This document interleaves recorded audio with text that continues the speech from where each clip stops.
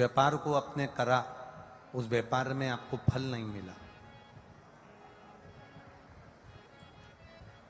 फिर आपने व्यापार चेंज करा, फिर बदल कर देखा, फिर उस व्यापार को कर देखा, उसमें फल नहीं मिला,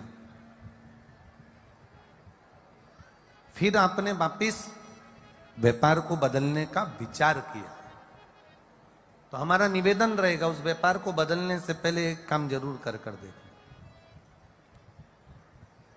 3 स्थान पर बेलपत्र को चढ़ाकर देखिएगा।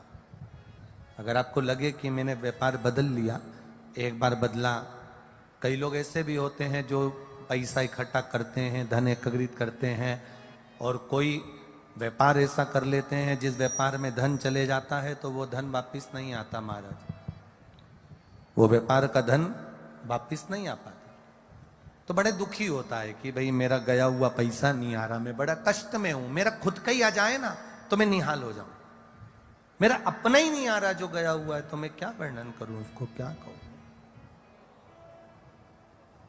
उनके लिए भी ये प्रयोग, ये शिव विद्येश्वर संहिता का ये भाव बड़ा सुंदर है महाराज।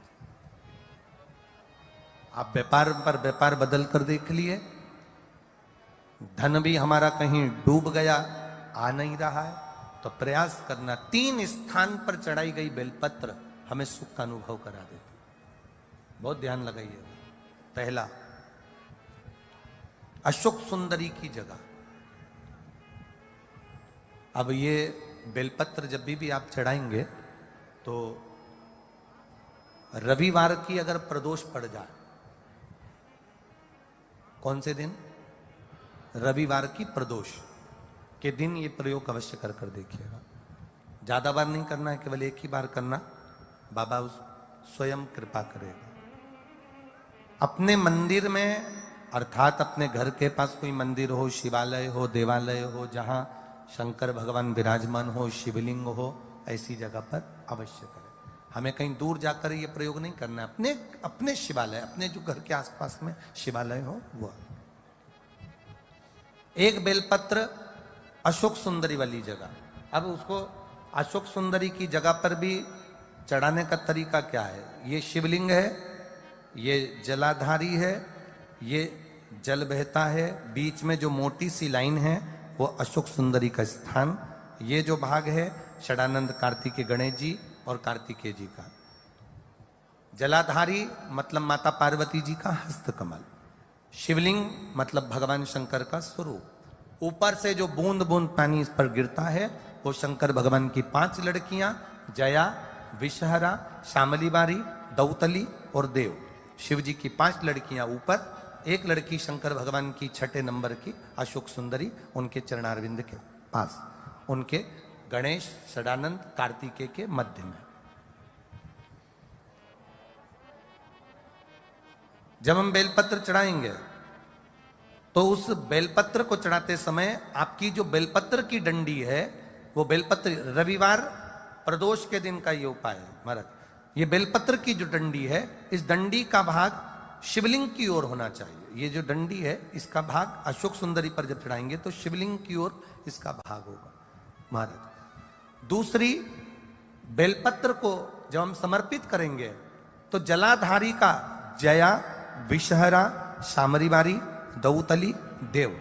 मान लो जलाधारी ऊपर नहीं है शंकर जी के, तो उसका स्मरण कर 5 कन्याओं का नाम लेकर जया, विषहरा, शामली बारी, दौतली, देव, इनका स्मरण कर शंकर भगवान के शिवलिंग पर बेलपत्र रखेंगे।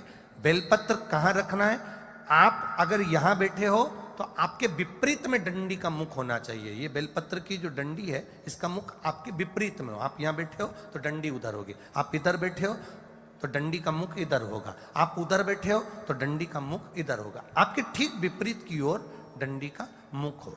ये 2 जगह बेलपत्र समर्पित करने के बाद तृतीय बेलपत्र शिवलिंग की जो जलाधारी है, जहां पर भगवान शंकर का शिवलिंग रखा है, वहां स्पर्श कराकर, केवल छुआना है, स्पर्श कराकर बेलपत्री के पेड़ के नीचे ही कोई कंकर हो, कोई शंकर हो या कोई मिट्टी का ढेला हो, नी हो, तो वहीं मिट्टी को थोड़ी सी ऊंची कर कर एक बेलपत्र बैठकर इस बेलपत्री की डंडी जड़ की ओर, मतलब जो वृक्ष होता है उस ओर इस डंडी का मुख होना चाहिए।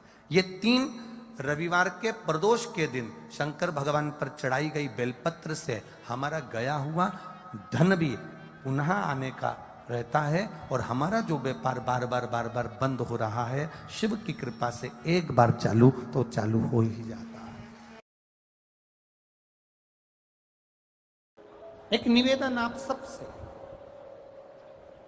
ध्यान करिएगा, सब जगह भटक लिए, सारी दुनिया में जाकर बोलिया है, जगह जगह जाकर प्रार्थना कर ली, निवेदन कर लिया, तो भी तुम्हारा अगर कोई काम ना बने तब एक काम जरूर करना, एक बेलपत्र, एक शमी पत्र, एक कनेर का फूल देवाधिदेव महादेव को प्रत्येक प्रदोष के दिन शिवजी को जल चढ़ाकर समर्पित करना प्रारंभ कर दो। 2 या 3 प्रदोष निकलेगी, मेरा देवाधिदेव महादेव तुम्हारी झोली खुशियों से भर देगा निश्चित। एक बेलपत्र, एक शमी पत्र और एक कनेर का पुष्प भगवान शिव को प्रदोष के प्रदोष बाबा देवाधिदेव महादेव को जल चढ़ाकर देना।